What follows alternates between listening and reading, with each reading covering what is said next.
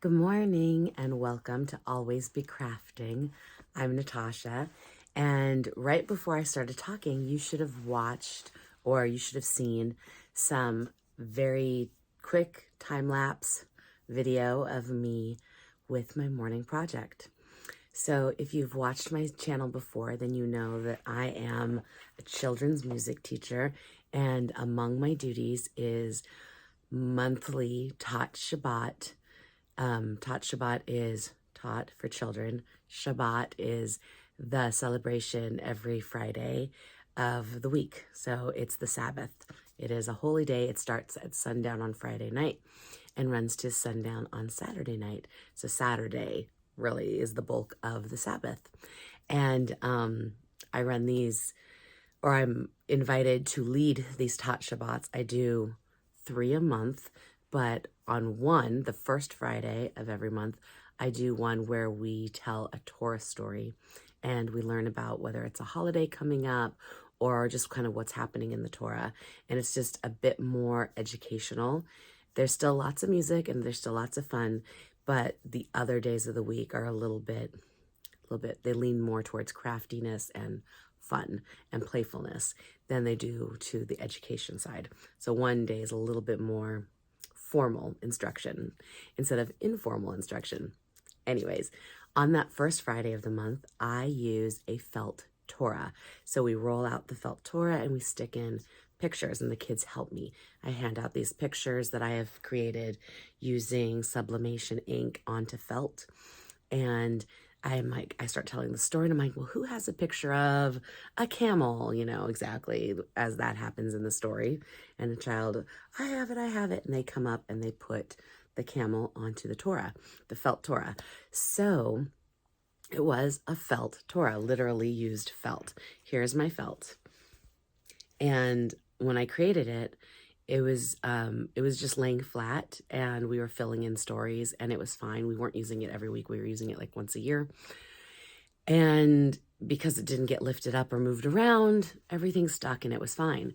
Well, at the beginning of this school year, so in September, I brought out the Felt Torah for our first Friday, and I said, okay, first Friday, we're going to use the Felt Torah every first Friday. We're going to make this a thing. So I've been creating more and more stories. I already had the creation story, which is the first story you tell in the new year.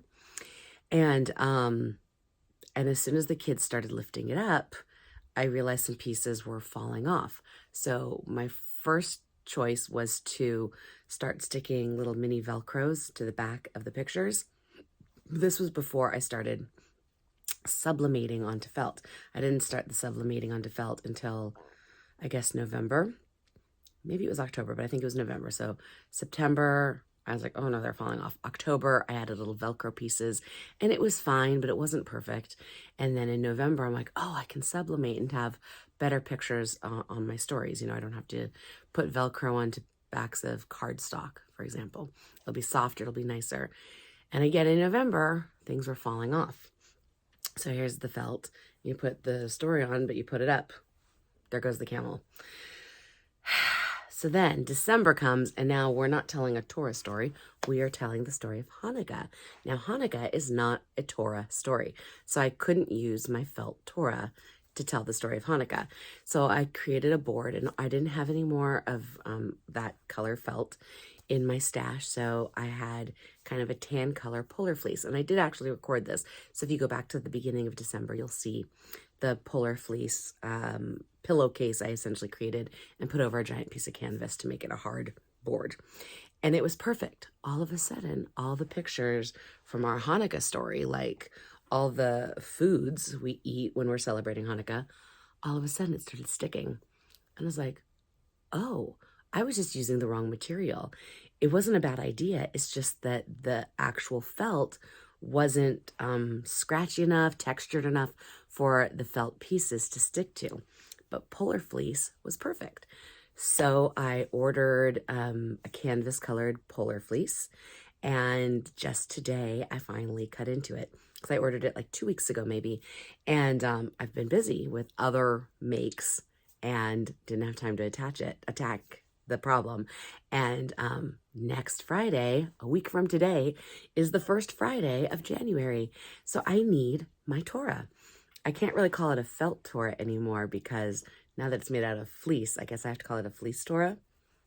Anyways, my Torah, now you saw me take apart the old one and sew pockets in the new Polar Fleece to insert my pool noodle and PVC pipe pulls that hold the scroll and help you roll it. And I'm happy to report, here I'll put the Hanukkah food on it. Let's see if I can turn that around easily and stay on camera. And now we can hold up the Torah and the food stuck. I'm so happy. I'm so happy. I'm so happy. So now that is done. I have to kind of clean it up. I had shortened the pool noodle by 2 inches because it was 22 inches and it didn't fit in. It just wasn't quite right. It was too tall, but it wasn't long enough. So since I was buying a yard, I don't know how much fabric I bought, 2 yards, bought a lot of Polar Fleece. I cut it down to a 20-inch height and it's very long. So I've got plenty of story space for our Torah stories. So I can make bigger pictures. They don't have to be small. They can be big if I want them to be. So now, yesterday's video, I showed off that I purchased these zip clear plastic envelopes with zippers on them. And even though I make things all the time, it just felt like this was a cheaper alternative and a better use of my time to buy these pre-made zipper pouches. And I will use my vinyl from that I can cut on my new Cricut Joy Extra that I unboxed in yesterday's video. And I can make labels. So here are some pieces from the story of Rebecca and Isaac and Rebecca, is that right? I'm very tired. Please don't come after me if I just said the wrong names. But it's when they wanted Sarah. Oh my gosh, I'm so tired. I'm so tired right now. When they wanted a baby. I will fix that. I will figure it out. I will remember who I am. I'm Natasha. Did I say that already? I hope I did. I will put those in those little zipper pouches and I will label them so I can reuse them year after year because I'm really loving sublimating on felt. So in the coming week, I will be doing that again. So I will be coming up with, I will have to look and see what story we have next week in the Torah. I don't think because we did Hanukkah, I don't think we had a chance to go do like Joseph's amazing Technicolor Dreamcoat, his coat of many colors. So if that story just passed, I have to double check, then we'll probably be doing that story. So that'd be a fun one. And yeah, so that's what is on. That's what I did today. That's what I'm going to be doing this week. Also coming this week, I'm hoping to make a duffel bag for my son. So the son I picked up at college, when I picked him up at his dorm, he came out with a backpack and a grocery bag with his extra clothes. And I was like, why are you using your grocery bag for your extra clothes? He said, well, I don't need that many because I have lots of clothes at home, which is true. He does. And also, it was all we sent him to college with were those giant blue IKEA bags for, packing up all the dorm stuff and one big suitcase. He's like, I don't need the big suitcase for a couple of things. And I was like, you're right. We didn't send you something in between. That's on me. So before I send him back, even though the grocery bag holds, a few pairs of pants, whatever he needs, if it were to topple over, everything would fall out because it's just a grocery bag. It doesn't have a closure at the top. So I'm like, you know what? I'll make him a zipped up duffel bag and I've got plenty of fabric, plenty of materials, and I might even use the blue pre-quilted fabric that's left over from my quilt coat. If you watched yesterday or the day before's video when I made my quilt coat, I had ended up buying 4 yards of that pre-quilted fabric. I really only needed 2.5. So I've got plenty of fabric left over. And so maybe that'll be what I use. We'll see. He likes it. It's a dark blue. It's very neutral. And he actually liked the color of the binding, the green, colorful binding. He commented when I showed him my quilt coat. He's like, oh, that's really nice fabric. I was like, I can use that as my binding. So that's it for today. Thank you for watching. Thank you for watching yesterday's very long video. If you haven't, go back and watch it. I unbox my new Joy Extra and walk you through setting it up and using it really fast. And I show you what I bought at IKEA on my little IKEA trip yesterday. So yeah, I've been really enjoying making these videos. One more thing before I forget.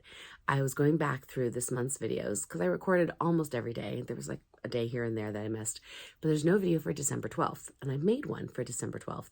What happened was the video failed to upload correctly, and I didn't realize it before I deleted the footage because I was trying to just empty out space on my phone and I wasn't paying enough attention. So that's on me. I should have checked. What that video was about a half hour long, just like yesterday's video. And it was a tutorial of me making a pencil case out of cork. And I think it's a cool tutorial, so I might just do it again. I might make another pencil case and walk you through how to do it. It's not that dissimilar from a zip bag, which I do have a tutorial on in this channel from maybe February or March, I don't remember. But back in this channel, I had made a zipper pouch and I did a tutorial for that. So a pencil case isn't that dissimilar, but it's just, it's different enough, especially since the material is cork instead of cotton. So that's it. Thanks for watching. And I look forward to hearing from anyone who has comments. Please let me know what I can do better. I'm still learning. I'm still very chaotic. I didn't brush my hair for this morning. I hope I haven't been that frightening to look at, but I'm having a great time. So thank you for watching and commenting, for liking. If you've subscribed, thank you for subscribing. If you told your friends, thank you for telling your friends. I'm just very grateful for the YouTube community. I've learned a lot from other makers, and if I can put out some good stuff into the world, and it's also a great accountability partner. I think I mentioned that in yesterday's video. Making videos helps me stay accountable to what's on my to-do list, not just things I want to make for my friends, but things I want to do for myself. And I'm old enough to say I'm okay doing a couple things for myself too. All right, I hope you're taking care of yourself, taking care of the ones you love, and have a wonderful day. Bye.